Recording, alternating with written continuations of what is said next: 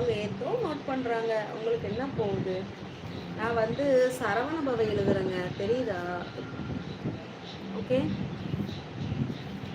நான் வந்து சரவண பவ எழுதிட்டுருக்கேன். என்னோட ரொட்டீனே இதுதான்.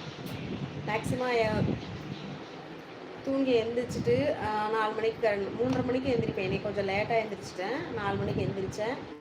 சாப்பாடு வடிச்சிட்டு கத்திரிக்காய் தொக்கு செஞ்சுட்டு தோசை சுட்டுட்டு குருமா சூடு பண்ணி அவருக்கு கொடுத்து அவர் வேலைக்கு கிளம்பிட்டாரு.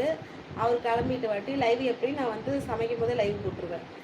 லைவ் போட்டாச்சு. ஓகே, இது வந்து இது என்னோட பழக்கமாகவே ஆயிடுச்சு. ஓம் சரவண பவ வந்து இந்த ஒரு பேஜ் முழுக்க நான் எழுதுவேன். இந்த ஒரு பேஜ் எழுதுவேன், ஃபுல்லாகவே எழுதுவேன். எழுதிட்டு இன்னும் கொஞ்சோண்டு இருக்குது. அதனால் வந்து ஓம் சரவண பவன்